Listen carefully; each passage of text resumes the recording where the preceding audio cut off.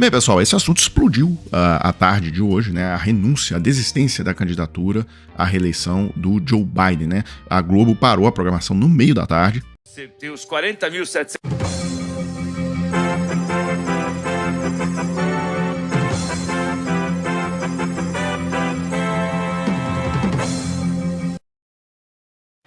horas e 13 minutos, a gente vem com a informação ao vivo que o presidente Joe Biden desiste da candidatura à reeleição a presidente dos Estados Unidos.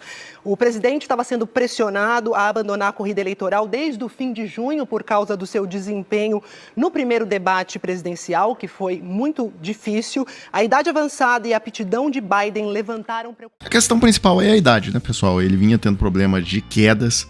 E ele tinha também problemas de alguns esquecimentos, ele foi muito mal no debate, tal, tudo isso vocês já sabem. Bem, a principal favorita a assumir o posto dele é a vice, a Kamala Harris. Ela, além de ter recebido o apoio do próprio Biden, recebeu também o apoio do casal Clinton, ela tem uma coisa que a favorece bastante, que é a questão do dinheiro, né? Centenas de milhões de dólares que já foram doados para a campanha do Biden. Ela, na condição de vice da chapa, mantém essas doações. Tá? Agora, se for escolhido um outro candidato que não tinha nada a ver com a chapa, aí essas doações têm que ser devolvidas, tá? Então isso é um problema. Bem, aí eu foco agora nas reações, né? Algumas pessoas do governo Lula se manifestaram, por exemplo, Marcelo Freixo, que é presidente da Embratur. A decisão de Joe Biden de desistir da reeleição carrega um importante simbolismo. Nenhum projeto pessoal pode estar acima da construção de uma maioria eleitoral que preserve a democracia. Foi assim no Brasil e na França e será assim nos Estados Unidos. Aqui, o campo democrático precisa manter-se unido, não podemos vacilar. Bem, houve manifestação também da Simone Tebet, a ministra do Planejamento do governo Lula. Política não é personalismo, mas sim serviço a favor das ideias e valores. Biden dá demonstração enorme de grandeza política ao compreender que os democratas precisam de um fato novo para enfrentar o conservadorismo extremista que ameaça o mundo. Que os democratas tenham o mesmo altruísmo e a sabedoria na escolha para confrontar o extremismo. O cientista político Christian Lynch gostou da notícia, tá? Então ele coloca assim: Biden desistiu, salve Biden. A política é cruel, a aparência nela não é tudo, mas é 100%.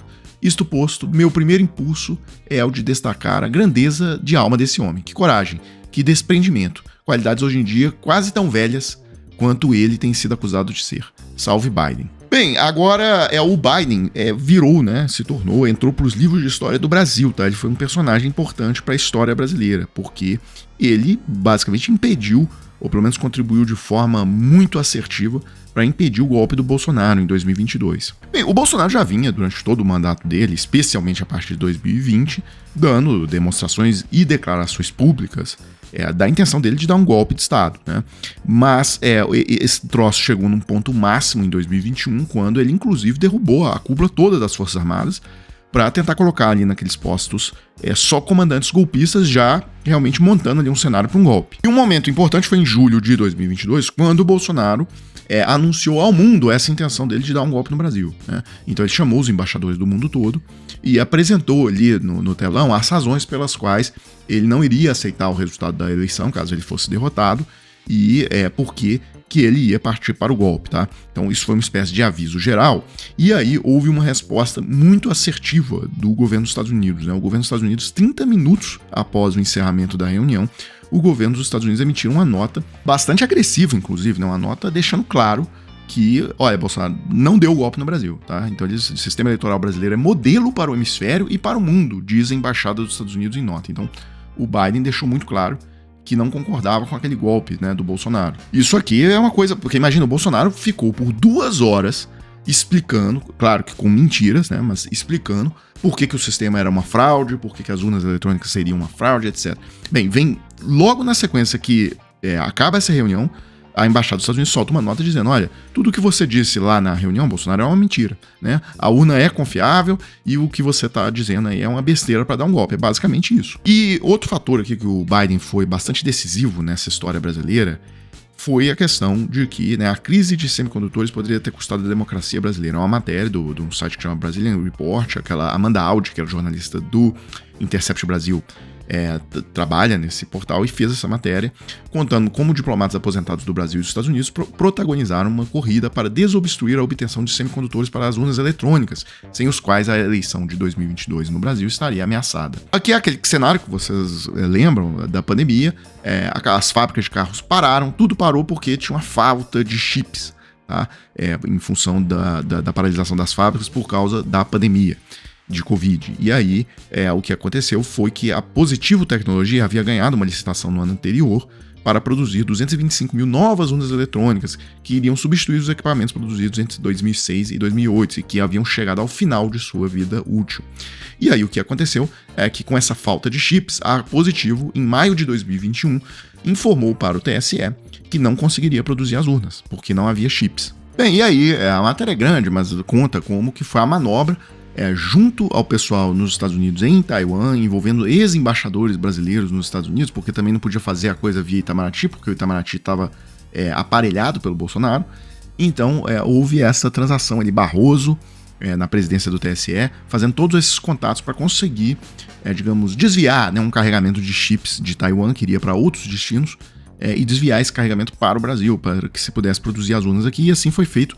As urnas foram construídas a tempo das eleições. Depois dessa questão dos chips, os Estados Unidos intensificaram a retórica sobre as eleições brasileiras, então o Biden começou a enviar emissários, né, ao Brasil para dizer ao Bolsonaro que não era para ele tentar dar um golpe de Estado, como o Trump fez nos Estados Unidos. Então, em maio de 2022, a Reuters reportou que durante a reunião de julho de 2021, o diretor da CIA, William Burns, disse a representantes do primeiro escalão do governo Bolsonaro que Bolsonaro deveria parar de lançar dúvidas sobre o sistema eleitoral do Brasil. Depois, Scott Hamilton, funcionário aposentado do Departamento de Estado norte-americano e que foi cônsul no Rio de Janeiro de 2018 a 2021, fez um artigo no jornal O Globo falando publicamente sobre as ameaças de Bolsonaro contra a democracia brasileira.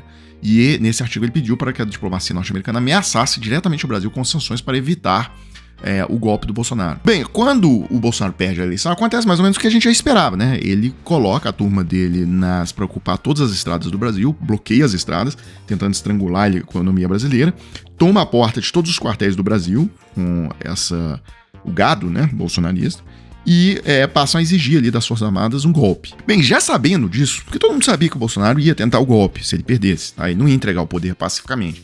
E aí, já sabendo disso, logo que o Lula ganha a eleição, menos de 30 minutos depois, o Biden e os líderes europeus ali já ligaram e já publicaram, né, nas redes, parabenizando o Lula pela vitória, mostrando que o Lula era reconhecido mundialmente como o vencedor daquela eleição, porque eles já sabiam que o Bolsonaro ia partir para tentar deslegitimar a vitória do Lula. E eu fecharia ainda colocando aquele áudio do general Tomás Paiva.